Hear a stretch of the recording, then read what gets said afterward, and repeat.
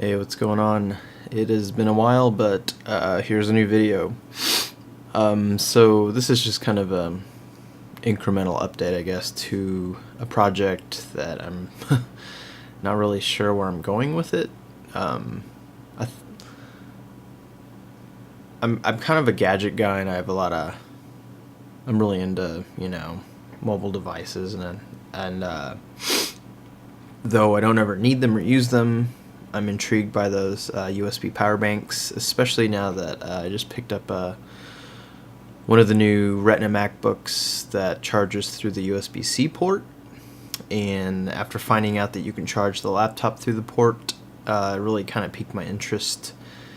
So I decided to pick this project back up because I could,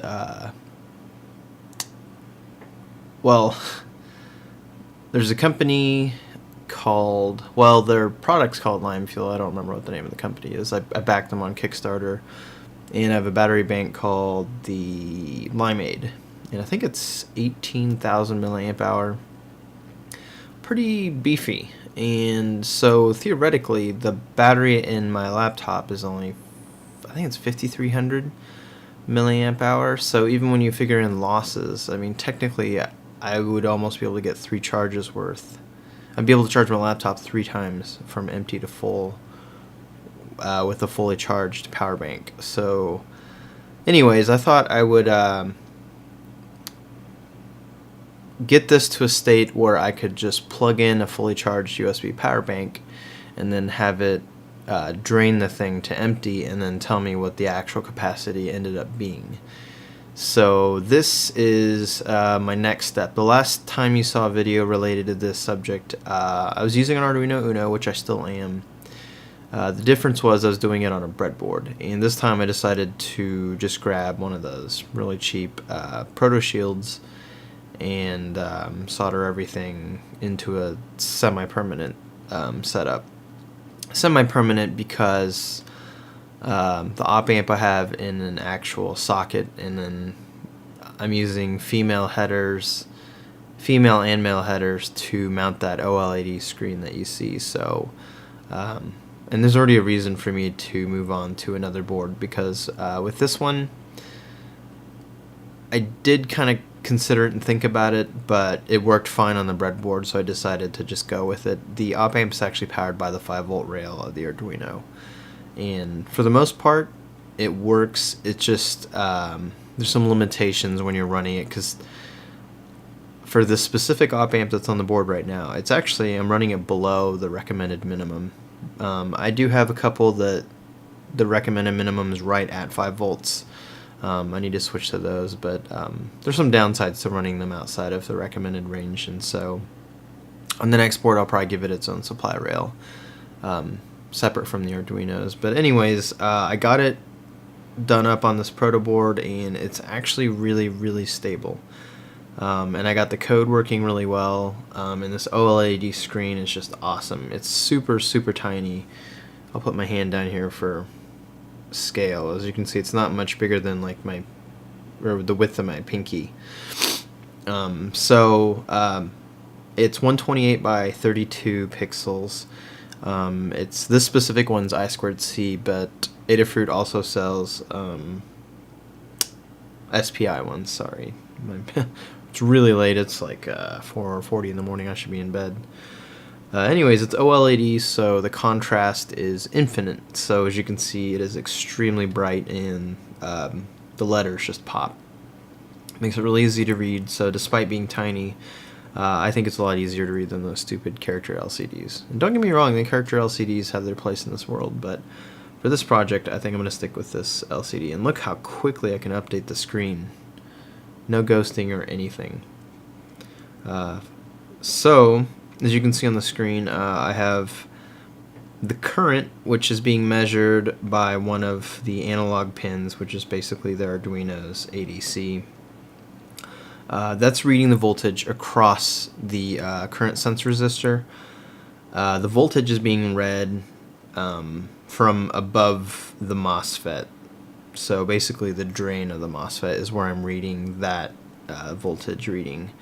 And actually that's going, actually you can probably see it here. I have a resistor divider because theoretically, if you have a USB power bank, the voltage could technically go above 5 volts. I think USB spec says, actually I don't remember what USB spec says, like 5.3 volts or 5.5, I don't know, but it can go over 5 volts, and it actually I think they all should, to compensate for voltage drop across those really long USB cables, but I digress. Voltage divider, just to get the voltage reading within 5 volts, which is the maximum that the ADC on this Arduino is capable of inputting. So I have the ratio set to where if I have 6 volts on the drain of the MOSFET, the actual divider cuts that down to 5 volts. So I'll still be within the ADC's maximum. So that's how I measure the voltage, and then obviously power is just volts times amps. So that's just some simple math behind the scenes. And then I have it measuring milliamp hours and milliwatt hours. I know it says watt hours, but I just put in a little bit of code that says if it's above 1,000, then switch to watt hours. And the milliamp hours will do the same thing. If it gets above 1,000, it'll switch over to just amp hours. That way, it doesn't run off the screen if you run this thing for a whole day with a really large battery bank or something. And I take a reading every 1/8 of a second. So basically, each time it takes a reading, that value is 1/8 of a milliamp second or milliwatt second. So I basically take the current reading and then divide that by 8. So yeah, it actually works really, really well. There was a problem I had at first. So the original way I did the readings, I basically took the millisecond timestamp, and I'd save it in a variable, and then I had a little if statement, and then if it was greater than 250 milliseconds, which is a quarter of a second, I would have it take a reading, and then I would reset the timer. And then after it hit 250 milliseconds again, which would be a quarter second later, I'd take another reading. And for a lot of projects out there, that's actually perfectly fine. But in this case, all the other math and the library for updating the screen, the little OLED, and some of the floating point math behind the scenes was taking just enough time that sometimes it would be above the 250 milliseconds by the time it got to that if statement. So the timing was off, and it was taking the readings a little too slowly, to where so basically, if you do the math, in 1 minute you should hit 16.66 milliamp hours. And so I got my phone and opened the stopwatch, and then I would reset the sketch and then time it, and then right when I would hit the 1 minute mark, I would cut the power from it, so that way the reading freezes on the screen. And it was always short.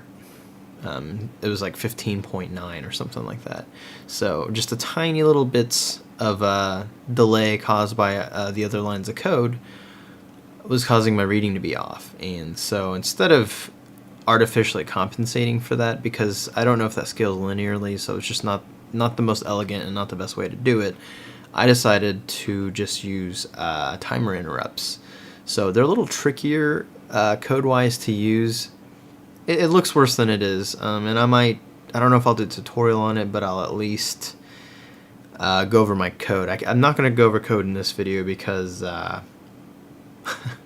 it's, for me to want to show code, I want to clean it up, put more comments in there, and not do so much shorthand. When I code something for myself, like just prototyping, I do a lot of shorthand code, which can be harder to read for beginners, and this channel is kind of to get people excited about technology, which means there'll be a lot of beginners to electronics, and just science in general, I guess. And so I don't want to show them, some uncommented code that's got a ton of shorthand stuff. I want to make it more neat, rename the variables to be a little more clear, and then I'll go over the code.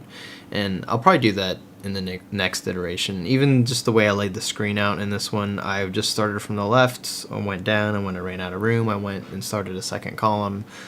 There's no organization, there's nothing. This is just what I came up with.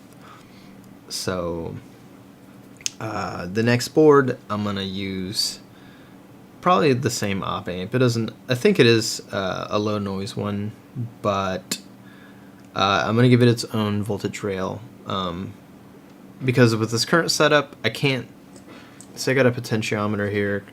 I'm using, instead of just it's a dual op amp package, and so instead of having to tie off the second op amp on board, if you're going to go through that trouble, you might as well use it. So I'm using it as a buffer, or voltage follower, or whatever you want to call it.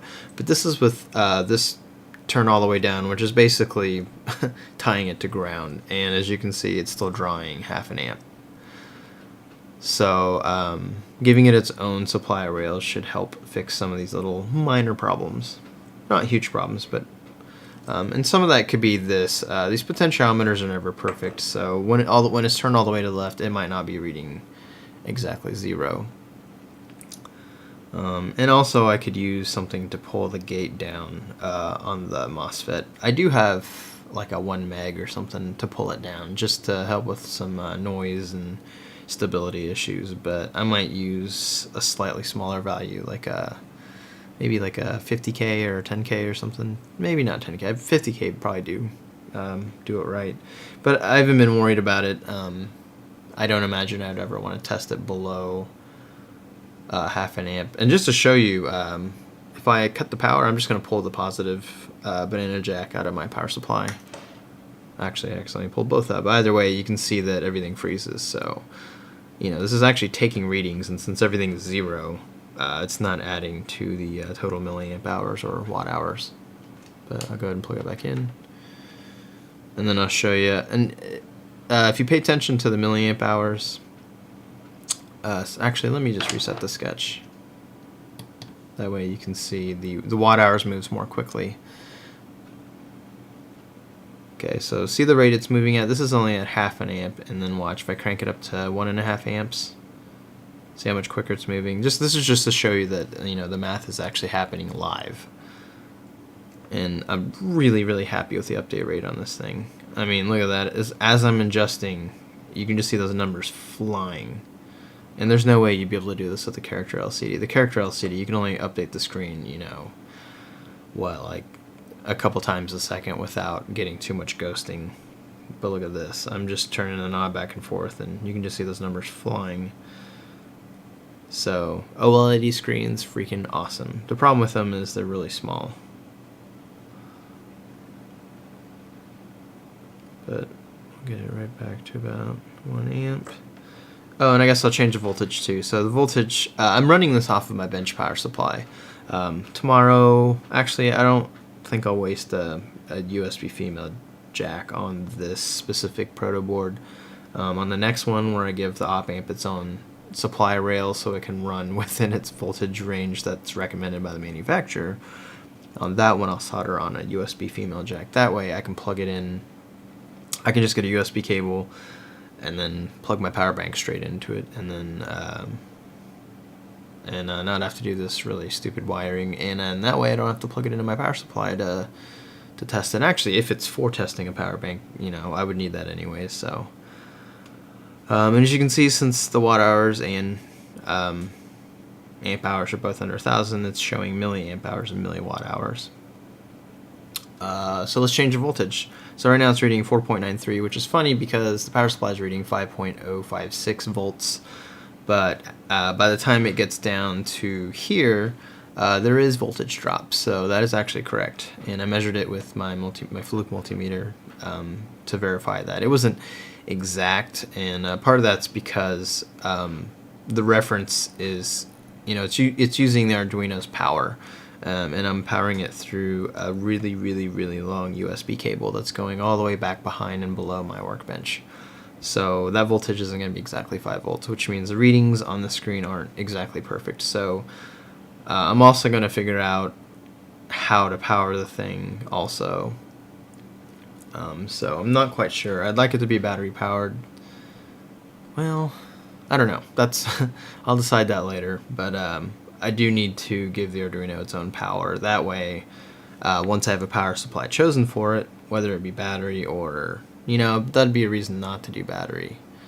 If I used power from the wall, I don't have to worry about the voltage changing as like you would with batteries draining. So that way I could calibrate the actual voltages in the sketch to the power supply that I power it from.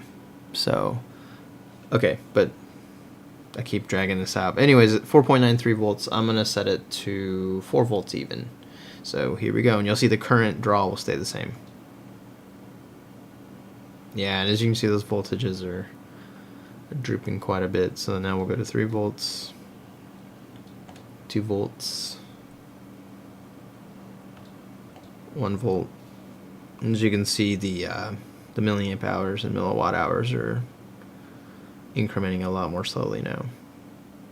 But man, I'm really happy with the update rate on this. I've used the screen for another project before, but I had some artificial delays I put in there, just an actual delay statement, and so I didn't actually ever try to update the screen this quickly. But now that I am, I'm really impressed with it and really happy with it. So might be time to buy the there's a 128 by 64 pixel version, so I'd have a lot more real estate with something like that. So I might have to pick that one up. And I don't think they're very expensive either. They're not too bad.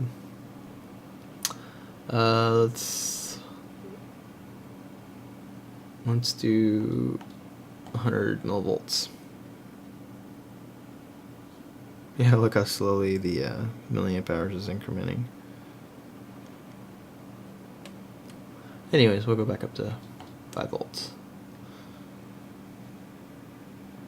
Oh, and I guess I could show you, it'll go above 5 volts because of that divider that I put in there, so we'll do 5.5 volts. And obviously there'll be a little bit of droop by the time we get to the Arduino, so it's showing 5.39.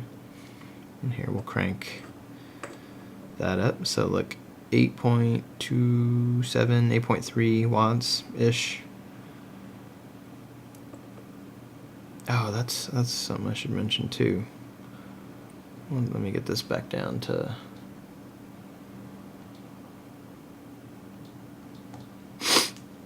So another project that I decided I should probably do. I guess I'll show you. That's the current sensor resistor I'm using. It's a 1% 1 ohm. I just have a computer fan hooked up to the second channel on my power supply, so that's just cooling off the MOSFET I have here. It's just an N-channel MOSFET. But I have this just blowing across it to keep it cool, because it is kind of a small heatsink, doing about 5 watts. It starts to get a little toasty, but with the fan running across it, it stays very cool to the touch. I'm still not sure if I'm ever going to put this in a project box. I probably should. It'd probably be pretty handy. Mobile devices are not going away, and I'm sure I'll have uses for this in the future. I'm not using a multi-turn pot either. I'm just using this cheap one. The multi-turn ones I bought were crap, so I just need to get some Newborns ones or something. Any brand better than the crap fake Chinese ones that I bought, because those were junk and it was a waste of my time and money. That's what I was gonna say. So instead of having to like get a couple jumper wires and then plug them into the connector for the fan and just setting a fan on the top of my bench for doing something like this, I actually do this often. I thought it would be cool to make a little battery-powered fan using a PC fan, and then that way, without having to waste any extra channels in the power supply, I could just set it in front of my heatsink and then just flip the switch on and it starts blowing. So that should be a pretty easy one. I was messing around a little bit yesterday trying to come up with some ideas. I'd like to use D-cell batteries because they have really, really, really good capacity. But obviously they're only in 1.5 volts and they're kind of big, so I was hoping I could just use 2. And then I thought maybe I'd use a DC to DC converter, and I kind of did one up on a little perf board. But I kind of ballparked the figures a little too much. I did a little bit of rough math, but it wasn't quite good enough, and I wasn't getting the current output that I was needing. And so when I was, and the problem was I was using a 12-volt fan, which is what you're seeing here. If I'd have gone with the 5-volt one, I think it would have been a lot more efficient, and it probably would have worked fine. But oh well, I guess I'll have to order a 5-volt fan. I think I have a couple project boxes that work perfect for that, and then figure something out. Worst case scenario, I'll just use AA's. Use like a 4 AA box, and then I don't have to worry about it. But anyways, that's just something that I thought would be handy that I should build, because hey, it's an idea for another fun project, and then it would be something I would use because I'm constantly heat sinking stuff. So it'd be nice to have a way to blow air across it while I'm prototyping. So. Oh, another thing, I do have some ADCs and DACs, and I was thinking it wouldn't be hard for somebody wanting to do some batch testing to just completely avoid the Arduino's ADC altogether and use an external one. And if you go that route, you can make it much, much more precise by going with a higher bit one, like a 12-bit one.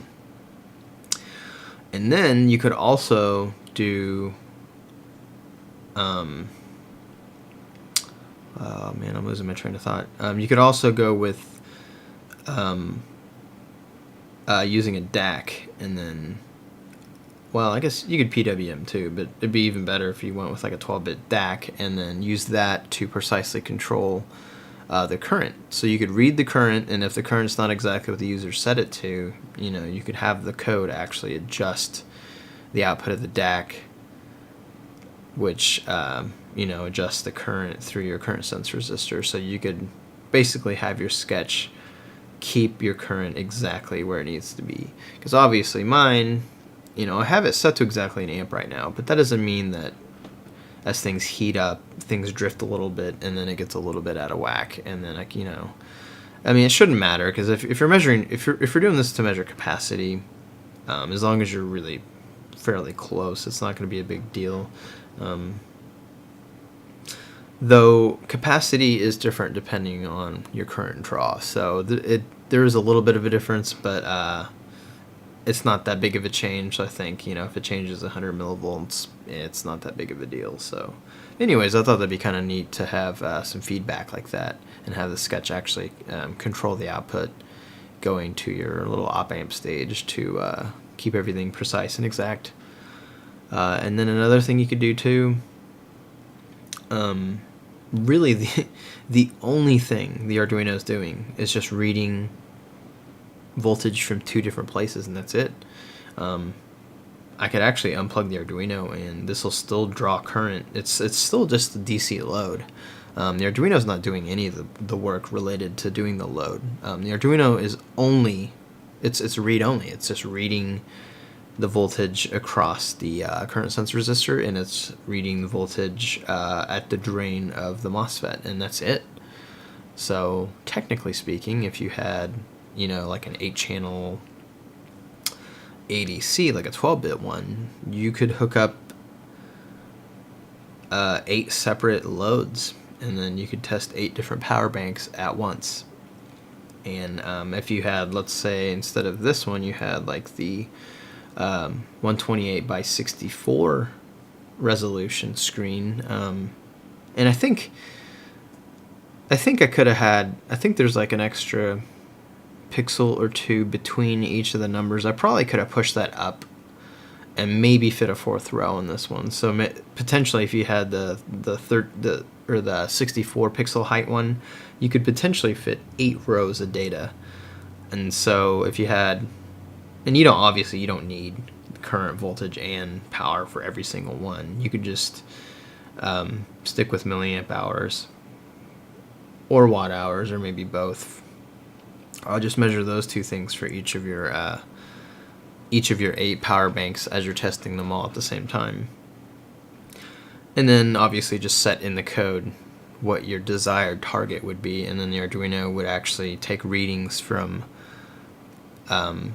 each of the current sense resistors, and then adjust them as needed on the fly to keep the current draw exactly to what the user input. So I thought it'd be kind of a fun project, though I don't really have a use for it.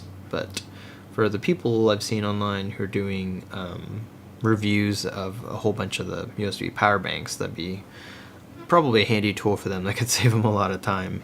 So as you can see, the milliwatt-hours is about to roll over 1,000. You'll see it automatically switch to watt-hours in a few seconds. 7 more milliwatt-hours. Here we go. boom, 1 watt-hour. So anyways, I think I've blabbered on enough. There's really not a whole lot to talk about, but I thought it turned out pretty cool so far. Someone suggested to me in my last video that I put a small cap between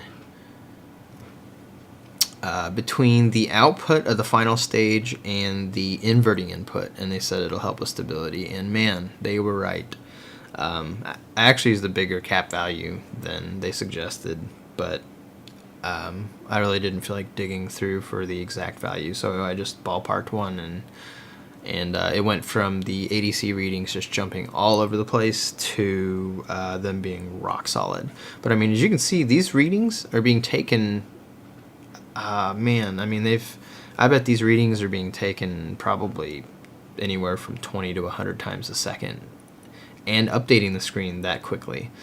And even so, you can see, I mean, it's hitting exactly 1 amp. Now, I did put in the code some rolling average algorithm, so I think I have it set currently to the last 5 readings is what it's averaging. So there's a little bit of smoothing, but as stable as it is, I bet I could take that out and you wouldn't see the numbers jumping around too much. So even using dirty USB power, you can see how stable it is. So extremely happy with the circuit, extremely happy with the code, extremely happy with the screen.